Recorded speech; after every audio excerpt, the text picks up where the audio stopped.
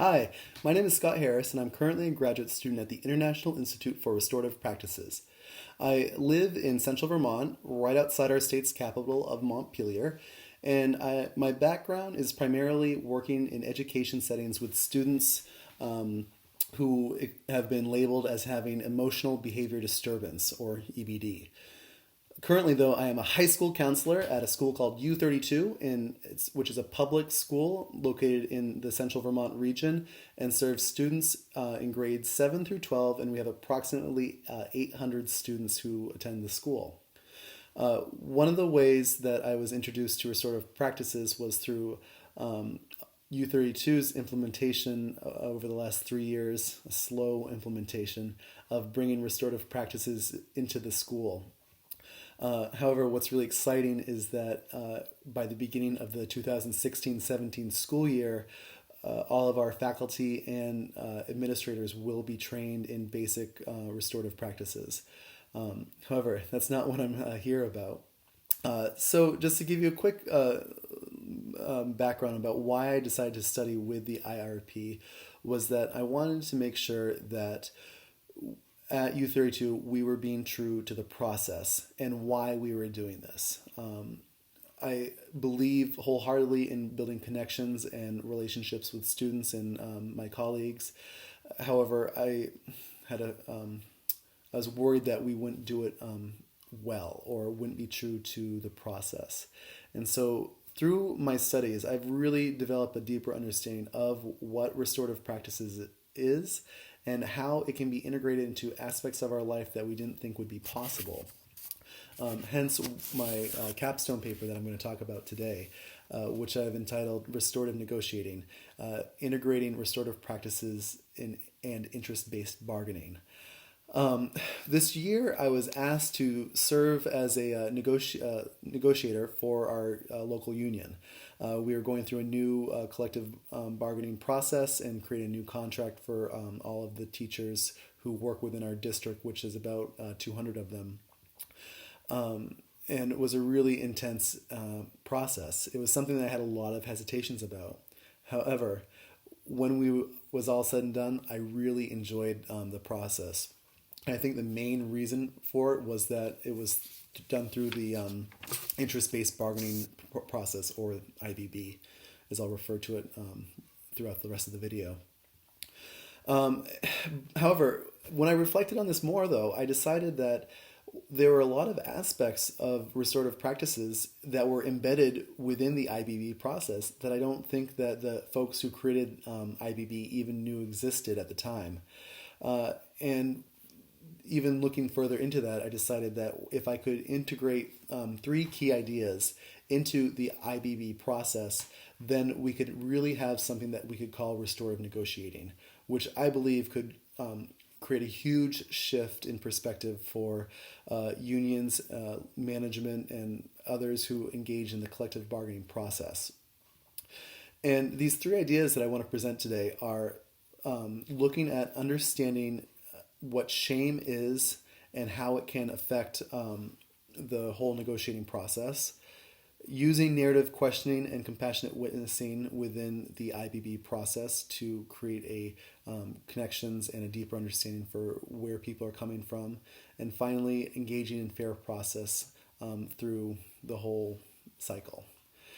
Just as a side note, so that folks are aware, is that when I first started my graduate studies here, I had a really difficult time understanding and buying into fair process and affect theory, which I'm going to get into in just a minute, which is part of our deeper understanding of what shame is. So shame, let's jump right into it. To me, shame is what really holds up the whole negotiating process.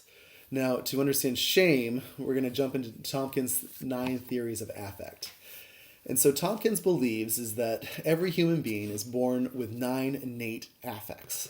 And these affects are joy, interest, which are considered to be positive affects, surprise, which is considered to be a neutral affect, and shame, sadness, anger, fear, disgust, and dismell.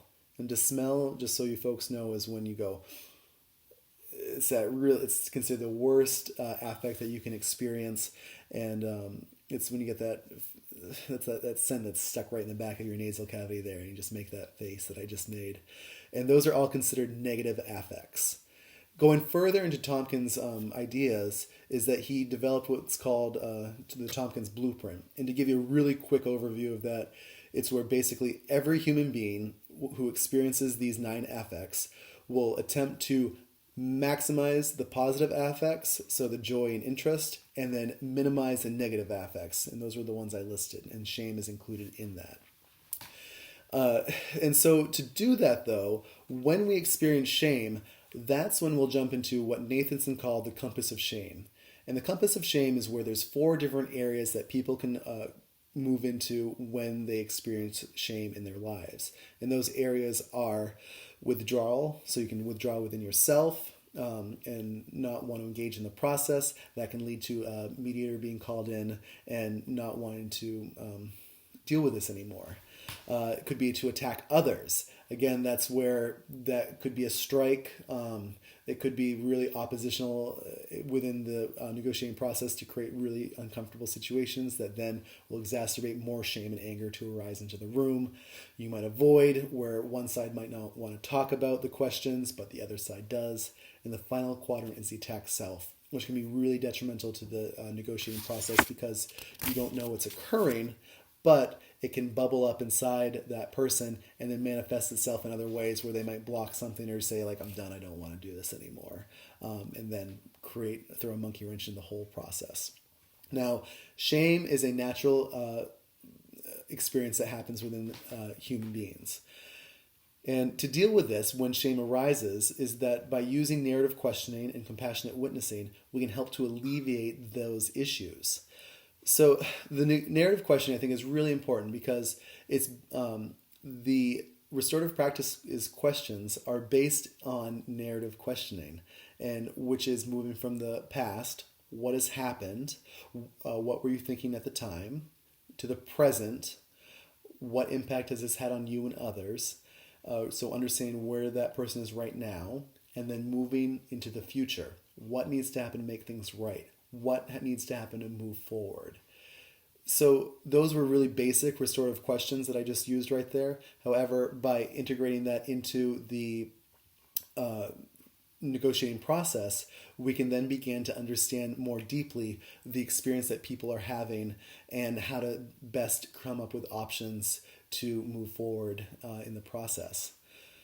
However, through using the narrative questions, we are then able to engage in compassionate witnessing. And by engaging in the compassionate witnessing, we can develop a deeper empathy for people and their experiences that they've been through, as well as through that building of empathy that creates the relationships, and we begin to understand their perspectives. I want to be really clear that we don't have to agree with their perspectives. However, we can understand where they're coming from, and through that, we then alleviate some blockages that we might have in our thought process as to what other solutions to the issue that was presented could be.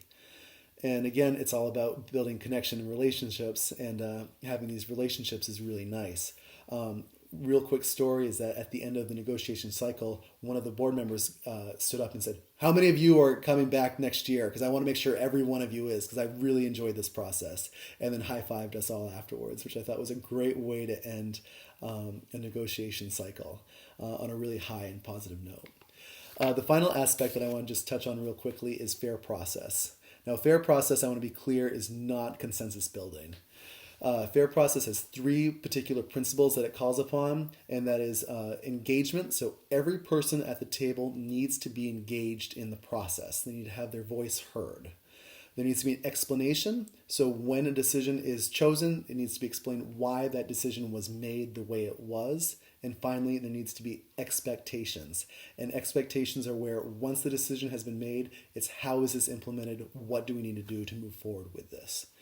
And I saw this really clearly in a part of the IBB process where we would go through and vote on options to say, is this acceptable, is this feasible, or is this beneficial?